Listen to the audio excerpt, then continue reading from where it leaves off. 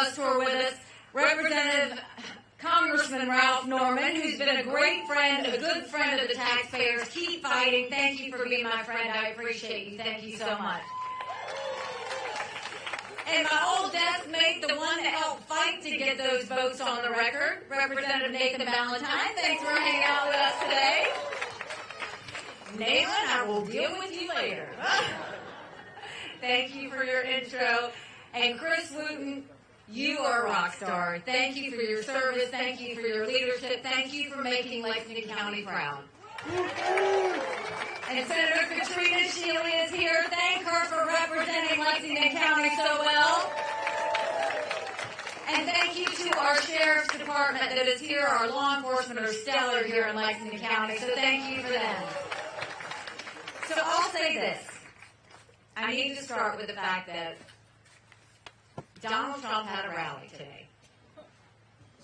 And in that rally, he mocked my husband's military service. And I'll say this. Donald, if you have something to say, don't say it behind my back. Get on a debate stage and say it to my face.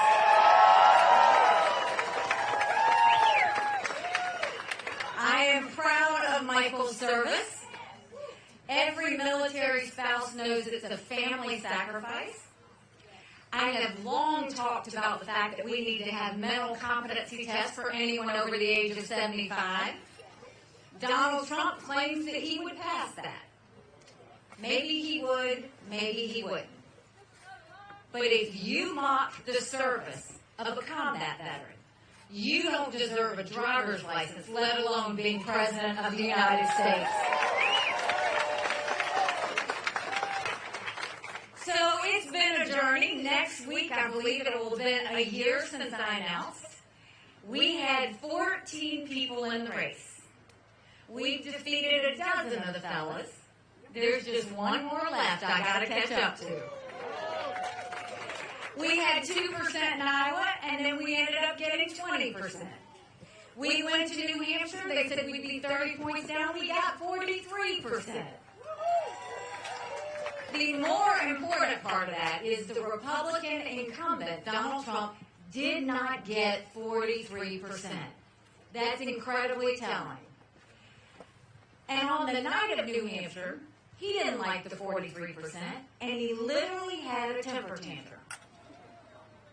All he did was talk about revenge. Then the next day, he went and he said, anybody that supports Nikki Haley is barred permanently from MAGA. So we had a little fun with that. We started selling T-shirts that said barred permanently. We sold 20,000 T-shirts. Then the next day, he tried to get the RNC to name him the presumptive nominee. And we said, we don't do coronations in America. People get to vote, and the people of South Carolina get to vote. We're going to let that happen. He had to walk that back. And then the next day, he lost a court case. And he went on another rant and called himself a victim. Now, what bothers me about this is whether it was the night in New Hampshire or whether it was after that court case, at no point did he mention the American people. He never mentioned that we were $34 trillion in debt. He never mentioned that only 31% of 8th graders in our country are proficient in reading. He never mentioned that we have an open border that is completely lawless. He never mentioned the lawlessness happening in our cities across the country. And he never mentioned the wars we're in. All he did was talk about himself. And then we got our campaign reports out, and it shows he spent $50 million of campaign contributions on the court case, on his personal court cases. So we now know that's how he's spending his campaign money. The RNC is broke, so how is he going to defeat Joe Biden? And then you see what happened a couple of days ago.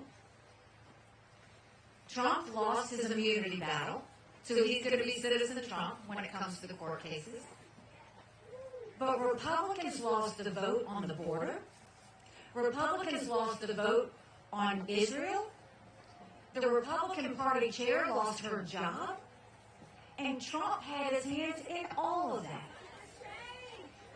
How much more do we have to take?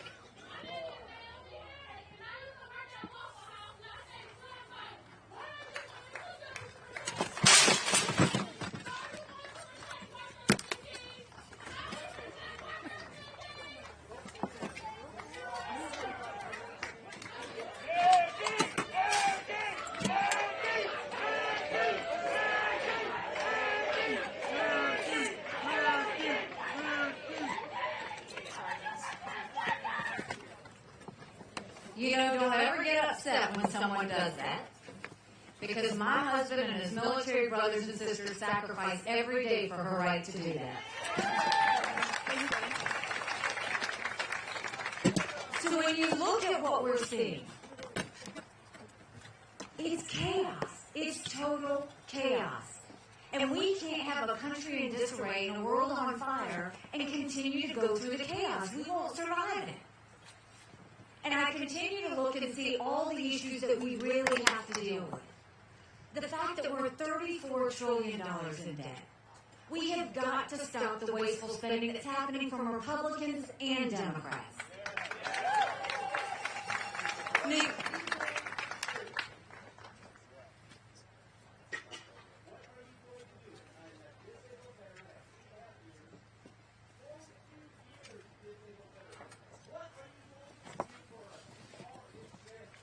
I will tell you.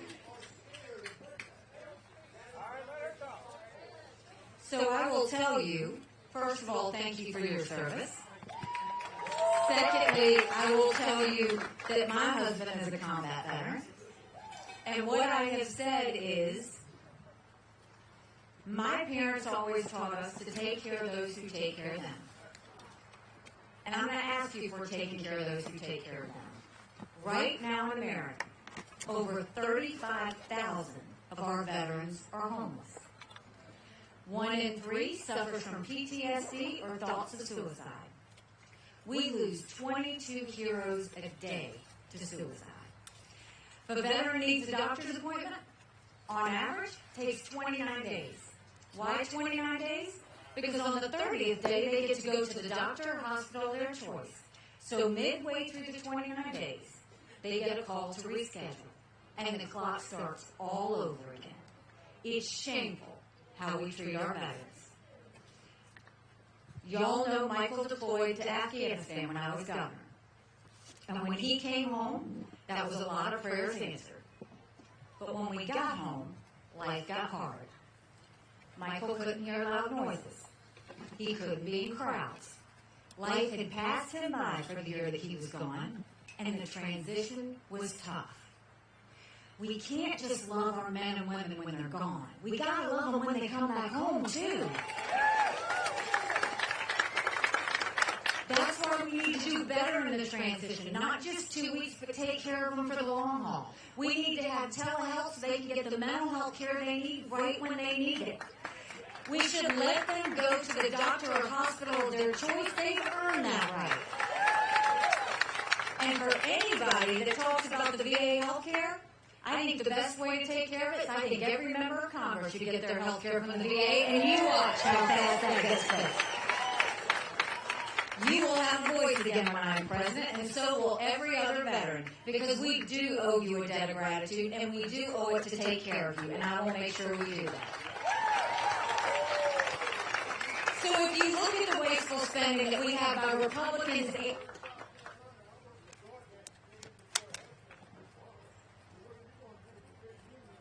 all right, how many of you are going to be disruptors like this? Go ahead and raise your hand so that we can go ahead and take care of it now.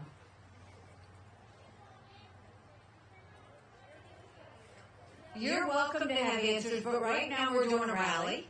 Afterwards, I talk to everybody before I leave, so you can get any answer that you want.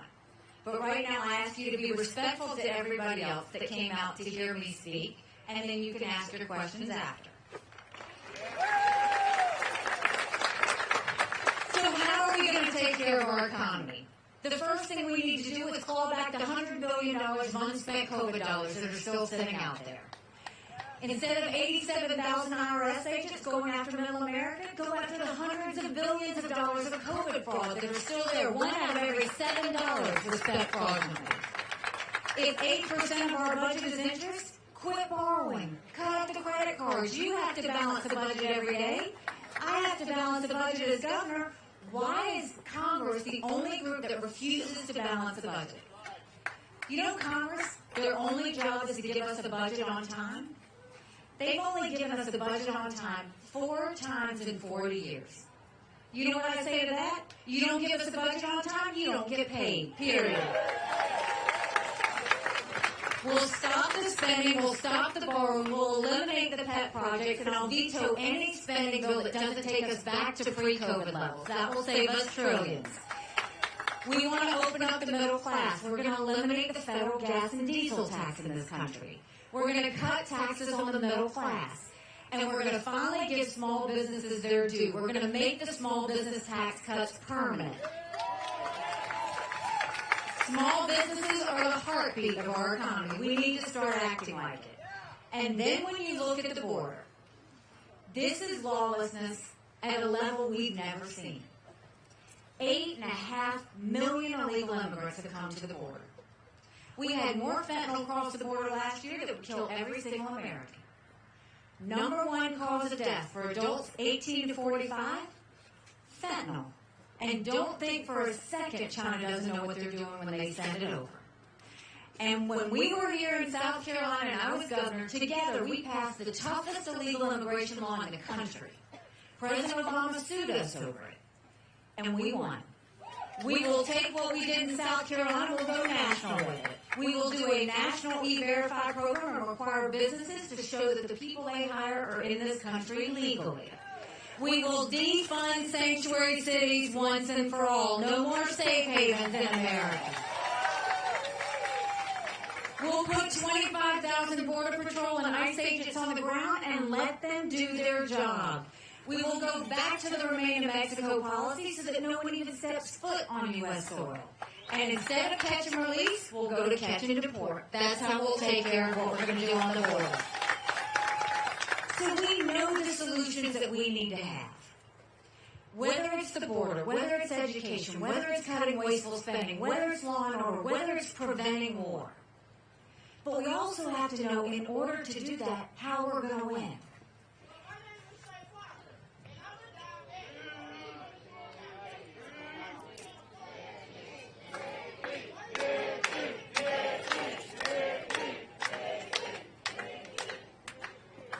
Welcome to silly season. So looking at everything that we've got, one thing that we have to acknowledge is what the American people want. 70% of Americans have said they don't want a rematch between Joe Biden and Donald Trump. The majority of Americans disapprove of Joe Biden, and the majority of Americans disapprove of Donald Trump. Both of those men put us trillions of dollars in debt that our kids are never going to forgive us for. If you want to talk about Trump's economy, he put us $8 trillion in debt in just 4 years. That's not how you build an economy. And now he wants to raise taxes on every American family, $2,800 or more, on everything imported from strollers to appliances. And then he wants to cut Social Security by 24% in 10 years? That's not how you fix things. We keep our promises. In America, you keep our promises, you keep debt low, you put money back in people's pockets, and you stop the wasteful spending. That's how we get things back on track. That's how you get a good economy. And we've got to acknowledge what we know is true. There will be a female president of the United States. It will either be me or it will be Kamala Harris. Because you can look at every single general election poll, every one. Trump is down from Biden 5 points, 7 points. On a good day, it's margin of error. I'm in every one of those same general election polls. And I defeat Biden by up to 17 points.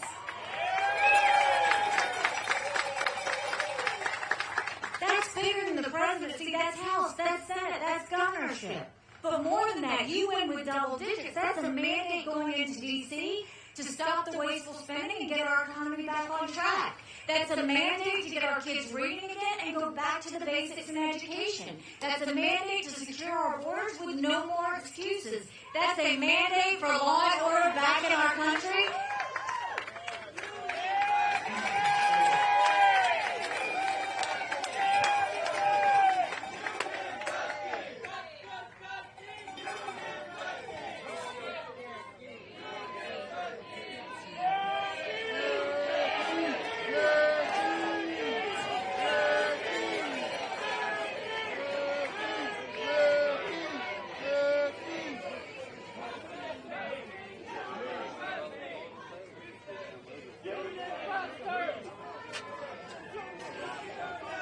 Now, you know I am a union buster.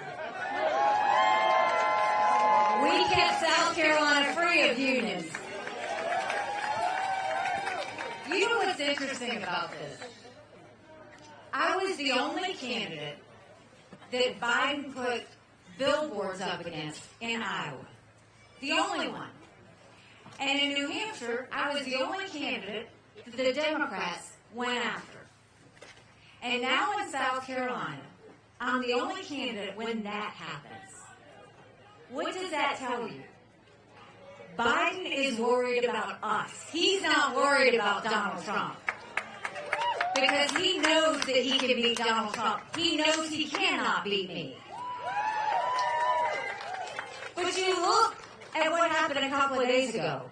Joe Biden is not going to be the Democrat nominee. You can look at the fact that even though special counsel said he was diminished, he gets up to get on stage and he's angry, but he can't get it out. He's messing things up. But then you also look at what happened with Donald Trump. A few weeks ago, he sat there and said, Nikki Haley, and he mentioned my name 3 or 4 times, and said that I didn't allow security at the Capitol on January 6th. I never had a job in D.C. I certainly wasn't in charge of security at the Capitol. But he got me confused with Nancy Pelosi. We deserve better.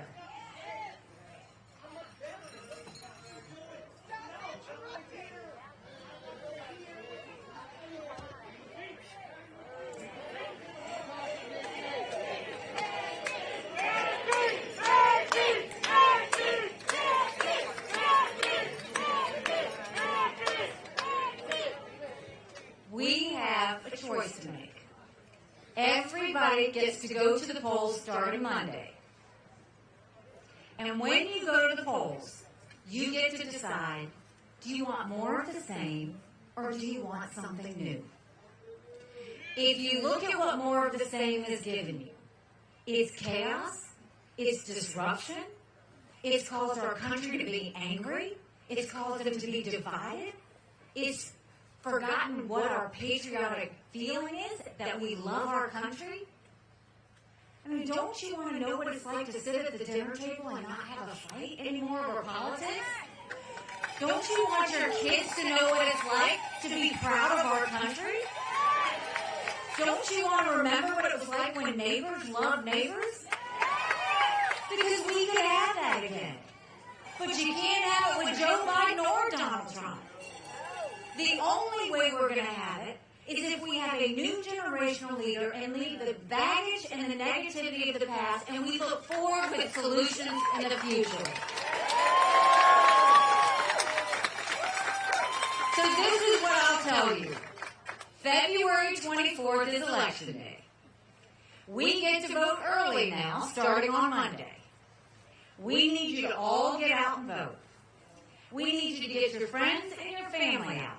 Because we know there are plenty of people who just vote at a general election. They don't vote in a primary. What I'll tell you about that is that at a general election, you're given a choice. You vote in a primary, and you make your choice. This is the chance we can make our choice. This is the chance we can take our country back. This is the chance we can make America normal again.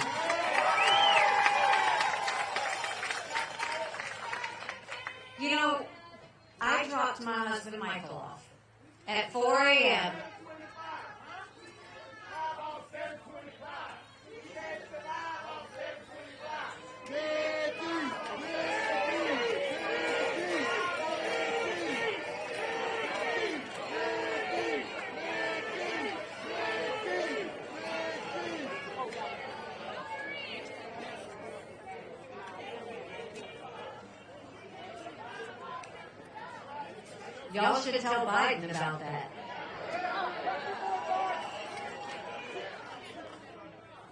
You know, 7 months ago, I dropped Michael off for another year-long deployment.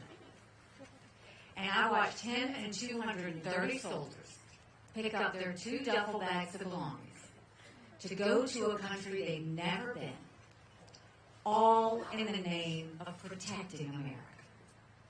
They're willing to sacrifice their lives and their families because they still believe in this amazing experiment that is America. So if they're willing to sacrifice for us there, shouldn't we be willing to fight for America here? Because we have a country to save. So what I'll promise you is this. You've done this 2 times before. We need to do it again. If you look at everybody that surrounded Trump in the political establishment, and you want to know why they're not supporting me, maybe it's because I said it's time we have term limits in Washington, D.C. Maybe it's because I said we need to have mental competency tests over the age of 75.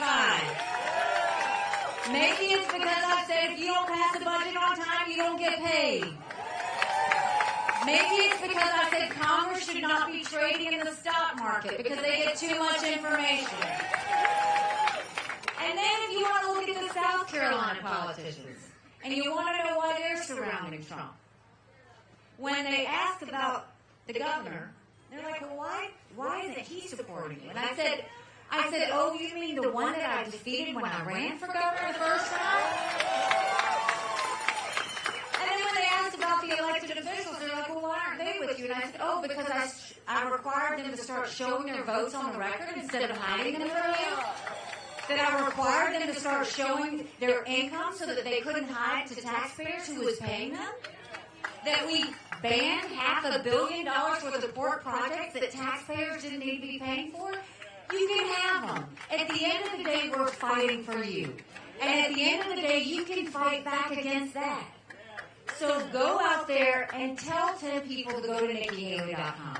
Tell them to vote. Tell them to take their friends and family to the nearest polling site starting on Monday. Because I know South Carolina knows what it means to be free, what it means to be patriotic, what it means to reduce the size of government, and what it means to fight back. This is our chance to fight back. Let's do it, Lexington County. God bless you. Thank you.